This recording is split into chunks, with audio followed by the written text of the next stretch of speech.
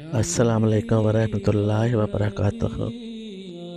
الحمدللہ رب العالمین والصلاة والسلام علی رسولہ الکریم، اما بعد فاعوذ باللہ من الشیطان الرجیم، بسم اللہ الرحمن الرحیم۔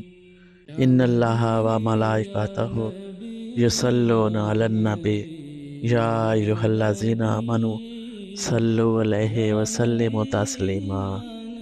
والصلاة والسلام علی سید الاولین والآخرین سیدنا و نبینا و مولانا محمد وعلی آلہ وصحبہ اجمعین۔ معزز سامعین و ناظرین اکرام، آج ہماری گفتگو کا موضوع ہے شان غوث اعظم رضی اللہ تعالیٰ عنہ۔ ماہ ربیع الثانی، جس کو ربیع الغوث بھی کہتے ہیں، ہم اس ماہ مبارک میں زندگی کی سانسیں لے رہے ہیں، اور اس ماہ مبارکہ کو ہم 11ویں کے مہینے سے بھی یاد کرتے ہیں۔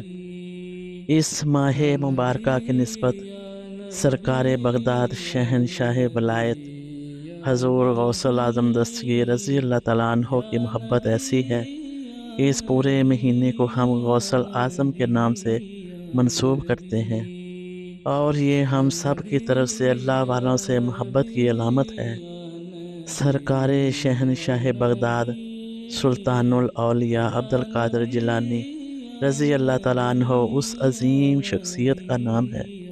تمام اولیاء اکرام میں ان کو ایسا مقام حاصل ہے جیسے سورج کو ستاروں پر مقام حاصل ہے۔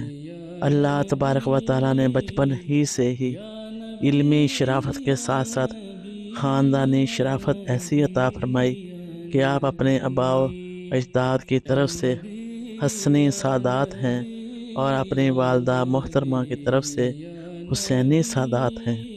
جن کی نسبت حسنی اور حسینی ہو، اس نسبت کا عالم کیا ہوگا۔ غوث پاک کی پوری زندگی عشق رسول صلی اللہ علیہ وآلہ وسلم کے سانچے میں ڈلی ہوئی تھی۔ آقا حضور صلی اللہ علیہ وآلہ وسلم کی شریعت پر ایسا سختی سے عمل کرتے تھے کہ منبر پر کھڑے ہو کر آپ رضی اللہ تعالیٰ عنہ نے اعلان کیا، میرا مرید اگر نماز نہیں پڑھتا تو اسے ہمارے قبرستان میں بھی دفن نہ کیا جائے۔ آقا حضور صلی اللہ علیہ وآلہ وسلم کی شریعت پر جو گامزن رہتا ہے اسے ولایت ہی ملتی ہے۔ محبوب سبحانی کا مطلب ہے کہ جس سے اللہ محبت کرتا ہے۔ سیدنا شیخ عبدالقادر جیلانی رحمۃ اللہ علیہ رضی اللہ تعالیٰ عنہ کا وہ مقام ہے جہاں اولیاء اکرام کی منزلیں ختم ہوتی ہیں، وہاں غوثیت کا مقام ہے۔ آقا حضور صلی اللہ علیہ وآلہ وسلم کا قرب ہی انہیں غوثیت کے مقام پر لے گیا ہے۔ وہ بہت بڑے عالم، زہد و تقوی کے اعلیٰ مقام پر قائم تھے۔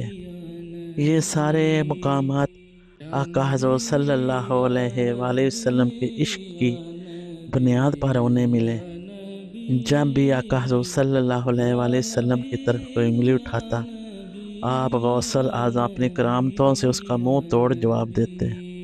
اگر آقا حضور صلی اللہ علیہ وآلہ وسلم پر کوئی بھی کسی قسم کا اعتراض کرتا کہ انہوں نے تو مردوں کو زندہ نہیں کیا، تو حضور غوث الاعظم نے اپنی کرامت سے مردوں کو زندہ کیا۔ حضور غوث الاعظم اس کو اپنی کرامت سے جواب دیا کرتے۔ اللہ تبارک و تعالیٰ نے ان کو تصرف دیا تھا، طاقت عطا کی تھی۔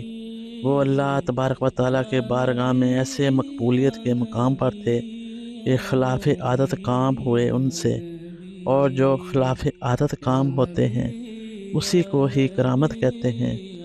اگر کوئی بات ہماری عقل میں نہ آئے اسی کو ہی تو کرامت کہتے ہیں۔ اور قرآن پاک میں دلیل ہے کہ حضرت سلیمان علیہ السلام نے اپنے دربار میں ایک بار اعلان کیا، کون ہے جو سبا بلقیس کا تخت یہاں پر لے کر آئے گا۔ حضرت سلیمان علیہ السلام فلسطین میں ہیں اور سبا بلقیس کا تخت یمن میں ہے۔ 1000 کلومیٹر سے زیادہ کا فاصلہ ہے۔ ایک جن کھڑا ہو کر اس نے کہا، اللہ کے نبی، میں آپ کے مجلس ختم ہونے سے پہلے لے آؤں گا۔ پھر اللہ کے ایک ولی جو سلیمان علیہ السلام کے امتی تھے، آصف بن برخیا وہ کہتے ہیں کہ اے اللہ کے نبی علیہ السلام، میں آپ کی پلک جھپکنے سے پہلے لے آؤں گا۔ یہ قرآن پاک کے الفاظ ہیں۔ تخت 80 گز لمبا، اتنا ہی چوڑا اور اتنا ہی وزنی ہے۔ ایک انسان کی، ایک اللہ کے ولی کی یہ طاقت ہے۔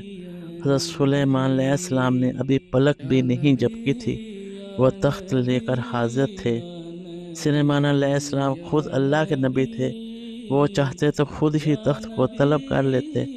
اللہ کے نبی نے دنیا کو یہ بتانا تھا، جو نبی کے قدموں میں بیٹھتا ہے اس کی طاقت کا یہ عالم ہے۔